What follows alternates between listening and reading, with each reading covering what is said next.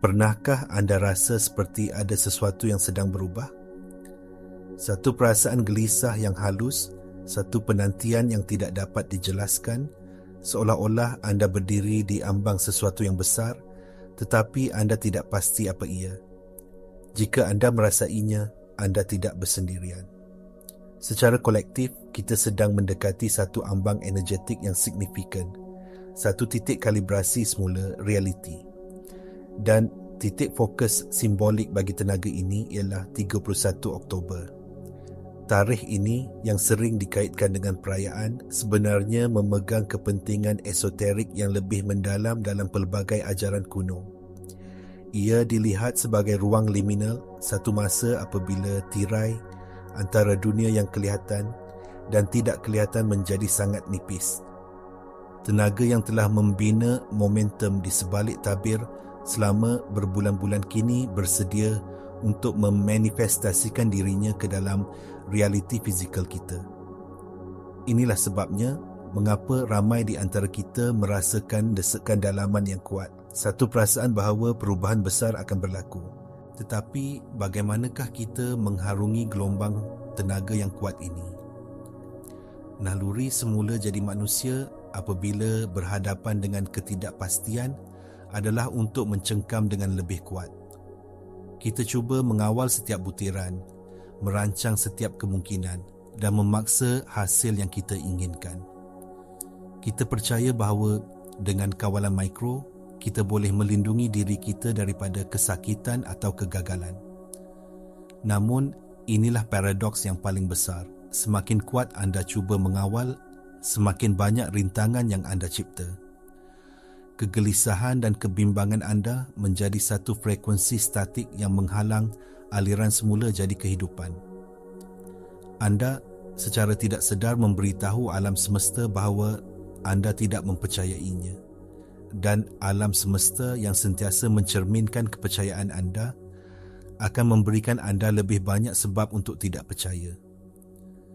Perjuangan menjadi keadaan lalai anda. Jadi, apakah alternatifnya? Alternatifnya bukanlah berdiam diri secara pasif. Ia adalah satu anjakan kesedaran yang mendalam kepada apa yang saya panggil penyerahan aktif. Penyerahan aktif adalah satu tarian antara tindakan yang terinspirasi dan kepercayaan yang mendalam. Ia bermakna anda melakukan bahagian anda menetapkan niat, anda mengambil langkah-langkah yang perlu, anda membuat pilihan yang selaras dengan kebenaran tertinggi anda, dan kemudian anda melepaskan cengkaman anda pada hasilnya.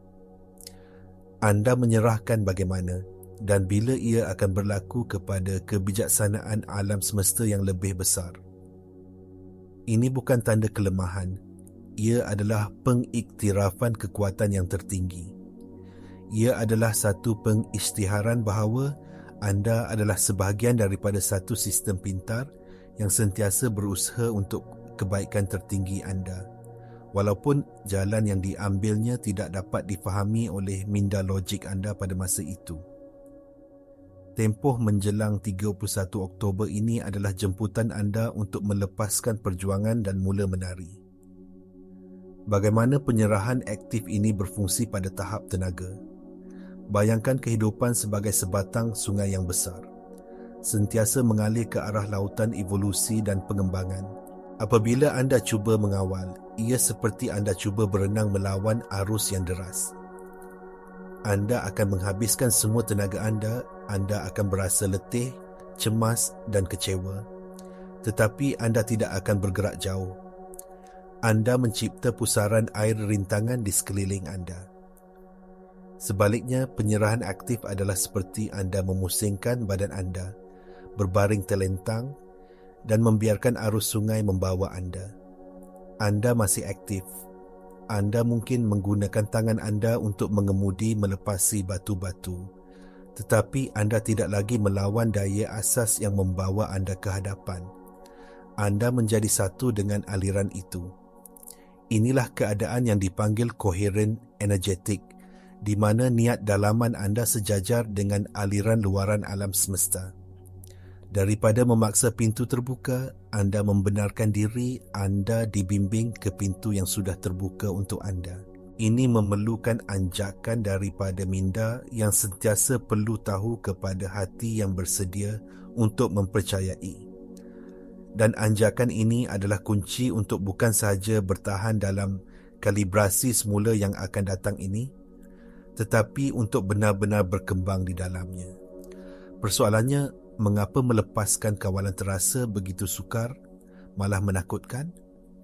Jawapannya terletak jauh di dalam pendawaian sistem saraf dan pengatur caraan minda separa sedar kita. Dari perspektif neuroscience, minda separa sedar yang mengawal kira-kira 95% daripada tingkah laku, pemikiran dan emosi harian kita direka bentuk untuk satu tujuan utama, iaitu kelangsungan hidup. Ia berfungsi berdasarkan corak dan pengalaman masa lalu. Bagi minda kelangsungan hidup ini, ketidakpastian adalah sama dengan bahaya. Perkara yang tidak diketahui adalah wilayah yang belum dipetakan di mana pemangsa mungkin bersembunyi. Jadi, apabila ia merasakan peralihan tenaga yang besar atau ketidakpastian, penggera dalamannya berbunyi. Ia mengaktifkan tindak balas lawan atau lari, membanjiri sistem anda dengan hormon tekanan seperti kortizol dan adrenalin. Keperluan untuk mengawal adalah manifestasi biologi dari tindak balas kelangsungan hidup ini. Minda anda secara literal percaya bahawa jika ia boleh meramalkan dan memanipulasi setiap pemboleh ubah, ia boleh menjamin keselamatan anda. Namun, dalam realiti kuantum yang kita diami, logik ini cacat. Kebergantungan kepada kawalan ini mengunci anda dalam gelung maklum balas yang merosakkan diri sendiri. Anda berasa cemas tentang masa depan, jadi anda cuba mengawal. Usaha mengawal mewujudkan lebih banyak ketegangan dan rintangan yang membawa kepada hasil yang tidak memuaskan, yang kemudiannya mengesahkan kepercayaan asal minda anda bahawa dunia adalah tempat yang tidak selamat dan tidak boleh dipercayai. Anda menjadi tawanan kepada pengatur caraan anda sendiri.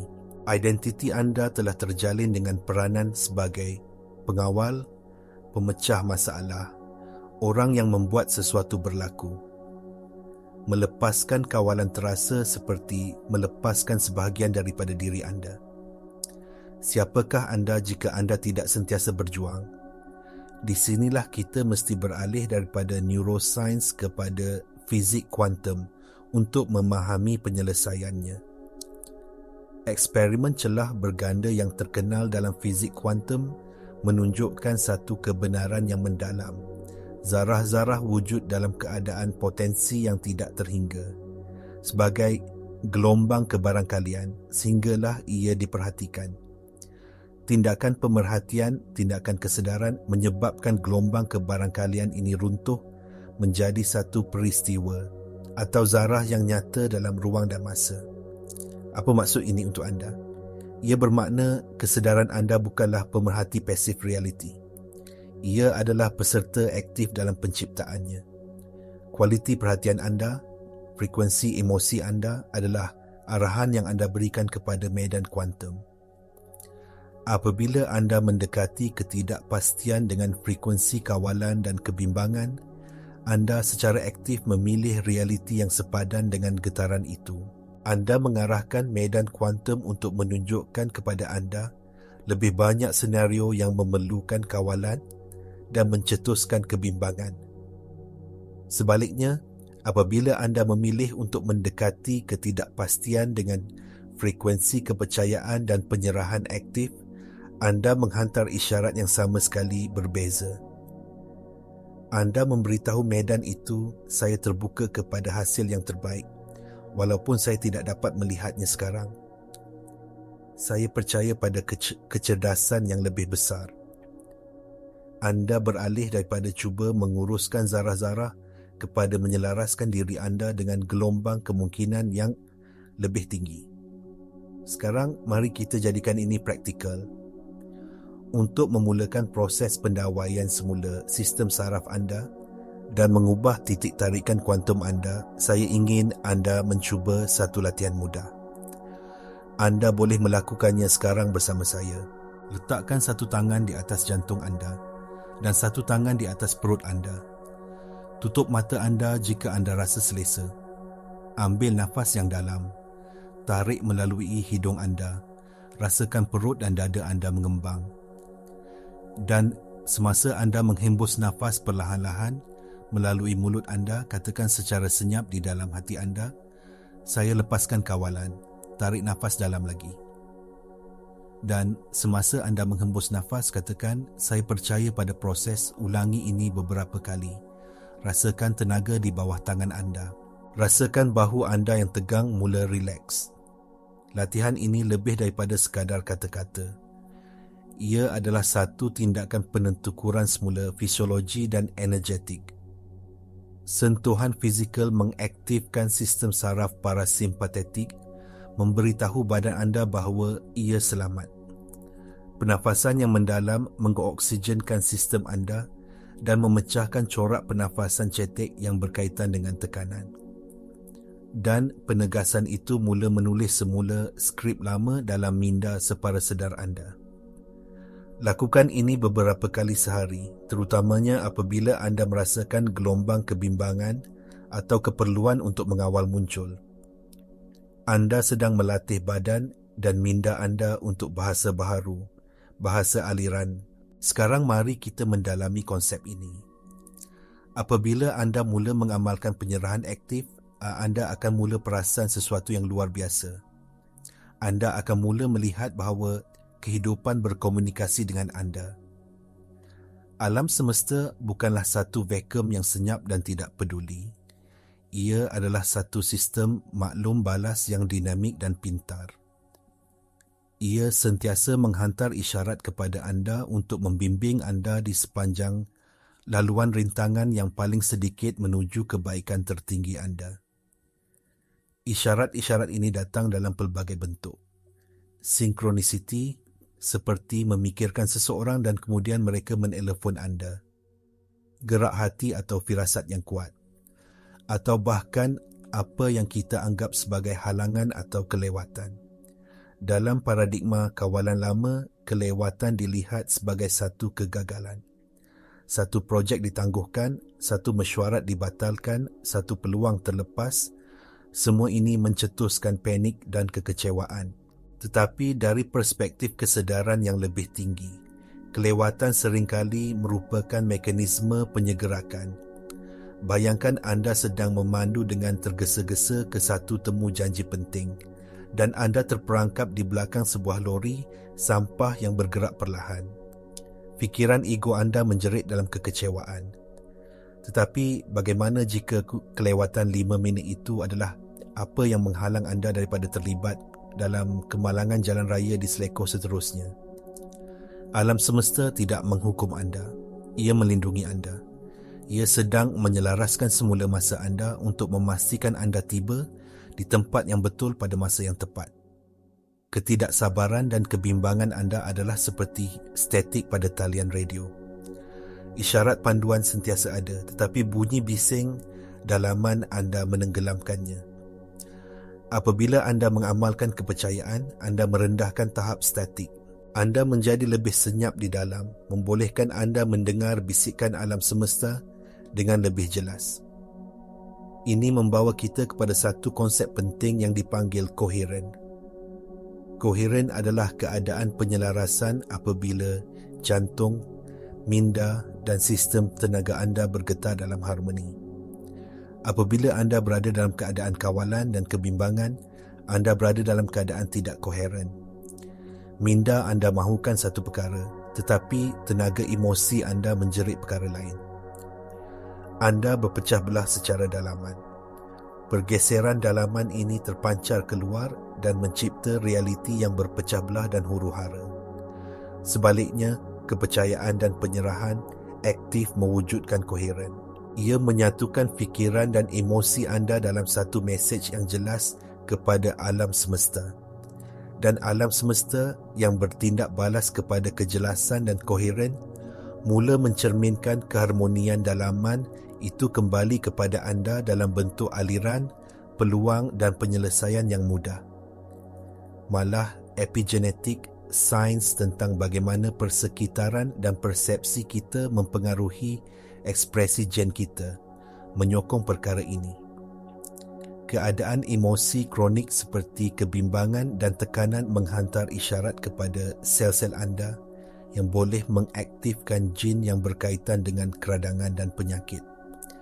Keadaan emosi yang positif dan koheren seperti kepercayaan, kesyukuran dan kasih sayang menghantar isyarat yang menyokong kesihatan, pembaikan dan kecergasan.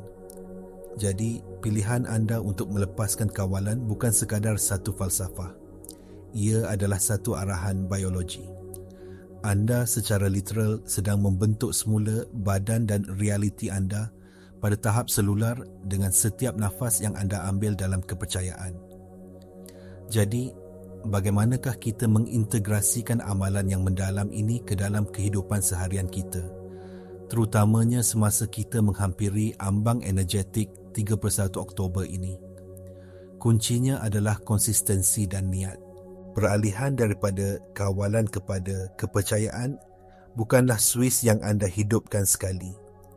Ia adalah satu otot yang anda bina dari semasa ke semasa.